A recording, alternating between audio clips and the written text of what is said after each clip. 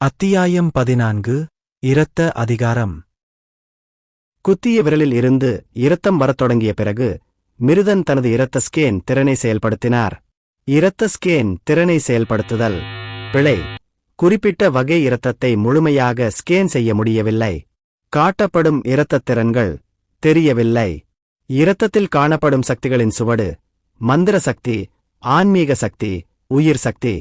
நினைவூட்டல்: உங்கள் சொந்த இரத்தத்தில் இரத்த ஸ்கேன் திறனை பயன்படுத்த முடியாது, ஒரு இயந்திர குரல் அறிவித்தது. ஆனா இப்போ அது எப்படி வேலை செய்யுதுன்னு எனக்கு தெரியும். என் மனசு ரத்தத்துல தேடி பார்த்த மாதிரி இருந்துச்சு. ஆனா அதே நேரத்துல அந்த திறமையை நான் பயன்படுத்தும்போது என் சொந்த ரத்தத்துக்கு எதிர்வினையாற்ற மாதிரியும் இருந்துச்சு. இது ரொம்பவே விசித்திரமான உணர்வு. ஏன்னா இந்த திறமையை நான் ரொம்ப நாளா பயன்படுத்திட்டு இருக்கேன், ஆனா நான் மட்டும்தான் அதை பயன்படுத்திட்டு இருக்கேன். மிருதன் தனக்கு கிடைச்ச திறமையோட இருந்த விசித்திரமான சினர்ஜியை பத்தி தனக்குள்ளேயே நினைச்சுக்கிட்டு முகத்தை சுழிச்சுக்கிட்டார். இப்போது இரத்த அதிகாரத்திறனை சரிபார்க்க வேண்டிய நேரம் இது. நான் முன்பு ஊகித்தபடி இந்த திறன் என் அப்பாவின் திறனைப் போலவே இரத்தத்தை கையாளும் திறனின் ஒரு வகையாக இருக்கலாம். திரையில் அந்த திறனை பார்த்தபடி மிருதன் தனக்குள் நினைத்து கொண்டான். நான் ஏற்கனவே என் விரலை வெட்டி கொண்டதால் அது உண்மையில் என் இரத்தத்தில் வேலை செய்யுமா என்று நான் பார்க்க வேண்டும். ரேண்டி ஒரு புனிதமான முகபாவத்துடன் மூச்சு திணறினார். சமீபத்தில் பெற்ற தனது திறமைகளைச் சரிபார்க்க தனது சொந்த இரத்தத்தை இன்னும் அதிகமாகச் சிந்த வேண்டியிருந்தாலும் அவனுக்கு கவலையில்லை.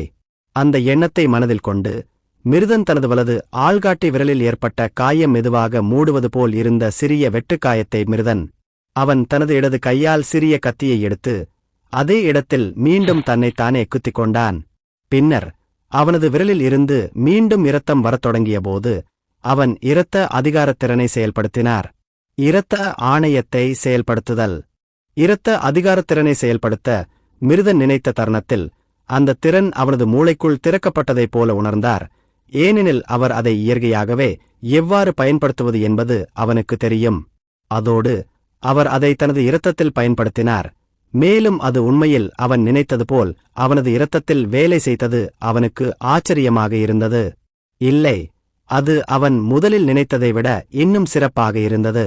இரத்தத்தை கையாளுவதற்கு பதிலாக அவன் அதை கட்டுப்படுத்தினார். இரத்தத்தை தொடாமல் இரத்தத்தை தனக்கு முன்னால் மிதக்கச் செய்தான். இது இரத்த கையாளுதலைப் போலல்லாமல் இருந்தது. உண்மையில் அதை கையாள பயனருக்கு இரத்தத்துடன் தொடர்பு இருக்க வேண்டும். இது மிகவும் அருமையாக இருக்கிறது. இது டெலிகினேசிஸ் போன்றது. இதை என்னால் வடிவமைக்க முடியுமா என்று எனக்கு ஆச்சரியமாக இருக்கிறது. மிருதன் தனது எண்ணங்களால் மிதக்கும் இரத்தத்தை விரும்பியபடி யோசித்தான். பின்னர் அதை எதாக மாற்றுவது என்று கற்பனை செய்தான். சிறிது நேரத்திற்குப் பிறகு மிதக்கும் இரத்தம் அவனது கண்களுக்கு முன்பாகவே வடிவம் மாறத் தொடங்கியது. அது ஒரு மெல்லிய கோடாக மாறத் தொடங்கியது. அது இரத்தத்தால் ஆன ஒரு ஊசி. வேறுவிதமாக கூறினால் ஒரு இரத்த ஊசி. அது ஒரு திரவ பொருளால் ஆன போதிலும் அது ஒரு உலோக பளபளப்புடன் மின்னுவது போல் தோன்றியது. மிருதன் தனது இரத்தத்தை கட்டுப்படுத்திய பிறகு இரத்தத்தை சிறிது நேரத்தில் திடப்படுத்த முடியும் என்பதை கண்டுபிடித்தான். ஆனால் அது சிறிது நேரத்திற்குப் பிறகு அதன் திரவ நிலைக்கு திரும்பும். பரிணாம வளர்ச்சியின் முதல் கட்டத்தில் பரிணாம வளர்ச்சி நிலை குறைவாக இருப்பதோடு இது ஏதோ தொடர்புடையது என்று அவன் கருதினார். இது உண்மையிலேயே ஆச்சரியமாக இருக்கிறது. நான் போதுமான அளவு பயிற்சி செய்தால் இதைக் கொண்டு கூட தாக்க முடியும். ஆனால் இதில் ஒரு குறை என்னவென்றால், இந்த திறமையை போரில் பயன்படுத்தி மயக்கமடைந்தால் நிறைய இரத்தத்தை இழப்பேன். அந்த நேரத்தில் நான் தாக்கப்பட்டால் அது ஆபத்தானது. அப்பா எப்போதும் ஆற்றலைச் சேமிக்க நிறைய சாப்பிடுவார் என்பதை நான் நினைவில் கொள்கிறேன். ஏனெனில் அவரது திறன் அவரது இரத்தத்தையே பெரிதும் நம்பியுள்ளது. அடுத்த முறை வாய்ப்பு கிடைக்கும்போது மற்றவர்களின் இரத்தத்தை கட்டுப்படுத்த முடியுமா என்று பார்ப்பேன். ஏனென்றால் இந்த திறனால் அவ்வாறு செய்ய முடியும் என்று நான் நினைக்கிறேன். எப்படியும் குளிக்க வேண்டிய நேரமாச்சு. நாளை வார இறுதி. என் திறமையை எழுப்புவதற்கு முன்பு என்ன செய்வது என்று எனக்கு தெரியவில்லை. அதனால் நான் என் திறமையை பதிவு செய்வேன் அல்லது மலைகளுக்குச் சென்று காட்டு மிருகங்களை வேட்டையாடி பின்னர் என் இரத்த திறன்களை முயற்சிப்பேன். நான் இன்னும் என் அம்மாகிட்ட என் திறமையை பத்தி சொல்லல. சரி, இப்போதைக்கு அது ஒரு பொருட்டல்லன்னு நினைக்கிறேன். பல்கலைக்கழக நுழைவுத் தேர்வின் போது என் திறமை சோதனை வரும்போது நான் அவங்களை ஆச்சரியப்படுத்துவேன். ஆனாலும் என் திறமையை, குறிப்பாக எனக்குள் இவ்வளவு மானா எழுச்சியை எழுப்பினேன்னு என் அம்மா எப்படி சொல்லாம இருக்க முடியும்? அல்லது அவங்க என் மேல அவ்வளவு கவனம் செலுத்தாததாலையா? மிருதன் ஏன் அம்மாவால தன் திறமைய பார்க்க முடியலன்னு வியந்து முணுமுணுத்தான். மிருதனுக்கு அது அவனது உடலில் உள்ள குழப்பமான சக்தியால்தான் எவ்வளவு வலிமையானவர் என்பதை மற்றவர்கள் ஒரே பார்வையில் சொல்ல முடியாமல் தடுக்கிறது என்பது அவனுக்கு தெரியாது. வெளியே இருந்த காவலர்கள் முன்பு அவன் ஒரு பயங்கரமான ஒளியை வெளிப்படுத்துவதை உணர முடிந்தது. ஆனால் அது மிருதன் வாயிலை கடந்து செல்வதற்கு முன்பு தனது ஒருங்கிணைந்த ஓநாய் பயன்முறையிலிருந்து தனது மாற்றத்தை மீட்டெடுத்ததால் மட்டுமே. அதன் காரணமாக அவன் செயல்படுத்துவதற்கு மானாவை சார்ந்திருக்கும் கேல் ரைடிங் திறனை பயன்படுத்தியதால் அவரது உடலில் ஒரு ஆற்றல் எச்சம் நீடித்தது. உண்மைதான், அவனுடைய அம்மா அவனை கவனிக்காமல் இருக்கலாம் என்று மிருதன் முடிவு செய்தான். அதனால் மிருதன் குளிக்கச் சென்றான். குளிக்கும்போது அவனது உடல் முன்பை விட உறுதியாகிவிட்டதைக் கண்டுபிடித்தான். தொடர்ந்து உடற்பயிற்சி செய்வதால் அவனது தசைகள் ஏற்கனவே உறுதியாக இருந்தன. ஆனால் இந்த முறை அவனது முஷ்டியை சிறிது இறுக்கி பிடித்ததால் அவனது தசைகள் சக்தியால் நிரப்பப்பட்டதாகத் தோன்றியது.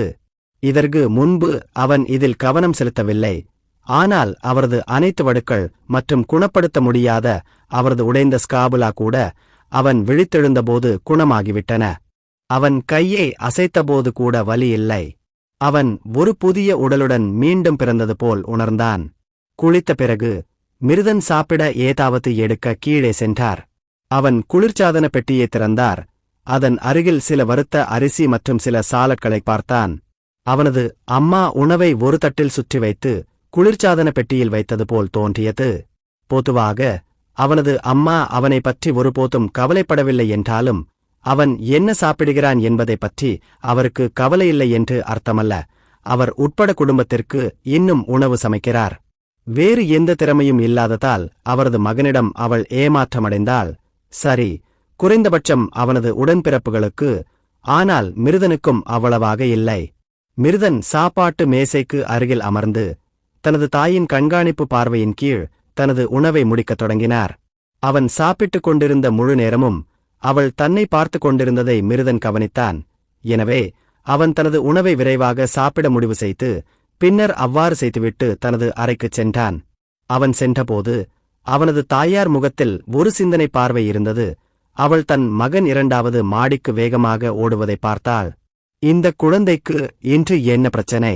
இன்று அவன் வித்தியாசமாக நடந்து கொள்கிறான். அவன் வீட்டிற்கு வரும்போதெல்லாம் இந்த தலையை கீழே குனிந்து செல்வான். என் கண்ணில் கூட பார்ப்பதில்லை. ஆனால் இப்போது அவன் இன்று அதற்கு நேர்மாறாக நடந்து கொள்கிறான். சிறிது நேரத்திற்கு முன்பு நான் அவன் உடலில் காயங்கள் இருக்கிறதா என்று தேடியபோது அவனிடமிருந்து எனக்கு ஒரு விசித்திரமான உணர்வு ஏற்பட்டது. அது என்ன? அது என் கற்பனையா? அசுரர்களுடனான அவனது சந்திப்பு அவனது ஆளுமையை மாற்றியதா அல்லது அவனிடம் ஏதாவது மாற்றியதா? ஒருவேளை அவன் அந்த அசுரர்களிடம் கிட்டத்தட்ட இறந்தபோது திடீரென்று தனது வாழ்க்கையை முன்பு இருந்ததை விட வித்தியாசமாக வாழ வேண்டிய அவசியத்தை உணர்ந்தானா? அதுதான் அவனை சுற்றி அந்த விசித்திரமான ஒளியைச் சுமக்க வைத்தது. எல்லாவற்றிற்கும் மேலாக எனது தற்போதைய வலிமையின் மட்டத்தில் நான் போதுமான அளவு முயற்சித்தால் மக்களிடமிருந்து சில ஒளியை என்னால் உணர முடியும். டோட் மிருதனின் தாய் இன்று தனது மகனின் நடத்தையையும் அவரைச் சுற்றியுள்ள விசித்திரமான ஒளியையும் நினைத்து பார்த்தபோது தனக்குள் நினைத்து கொண்டாள். மறுநாள் காலை நேற்று மிருதன் ஒரு மரக்கட்டை போல தூங்கினான். நண்பகல் வரை அவன் எழுந்திருக்கவே இல்லை.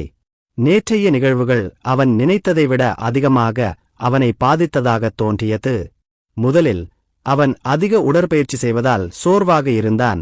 பின்னர் பவநாதன் மற்றும் அவனது குன்றர்களால் அவன் கடுமையாக தாக்கப்பட்டான். அவன் விழித்தெழுந்த பிறகு அந்த காயங்களிலிருந்து அவன் முழுமையாக குணமடைந்தாலும் மன ரீதியாகவும் உடல் ரீதியாகவும் சோர்வு அதிகமாக இருந்ததால் அவனது உடல் இன்னும் அவனது எல்லையில் இருந்தது. வார இறுதியில் குடும்ப ஜிம்மில் உடற்பயிற்சி செய்வதைத் தவிர வேறு எதுவும் செய்யாததால் அவனது தாய் அவனை எழுப்ப முயற்சிக்கவில்லை. இருப்பினும் இந்த நேரத்தில் அவனது கதவு தட்டப்பட்டது. திடீரென்று அவரது கதவு தட்டப்படும் சத்தம் கேட்டதும் மிருதன் விழித்தான். அவனது புதிய திறமையான ஹைடெனர் சென்ஸ்களால் அவனது புலன்கள் பாதிக்கப்பட்டன. அவன் தனது ஒருங்கிணைந்த நிலையில் இல்லாவிட்டாலும் அது படிப்படியாக அவனது அடிப்படை புலன்களை மேம்படுத்துவதாகத் தோன்றியது. அதனுடன் பேசுவதற்கு முன்பு சத்தமாக கொட்டாவிவிட்டதால் மிருதன் தன்னை படுக்கையில் இருந்து எழுந்திருக்க கட்டாயப்படுத்தினார். யார் அது? என்று அவன் வெளிப்புறமாகக் கேட்டான். தம்பி, நான்தான் லிடியா. நான் உள்ளே வரலாமா? அவர்கள் திடீரென்று அறைக்குள் நுழைந்தபோது அந்தக் குரல் கேட்டது. போரு. திடீரென்று தனது படுக்கையின் போர்வையால் தன்னை மூடிக்கொண்டபோது மிருதன் வாசலில் கத்தினான்.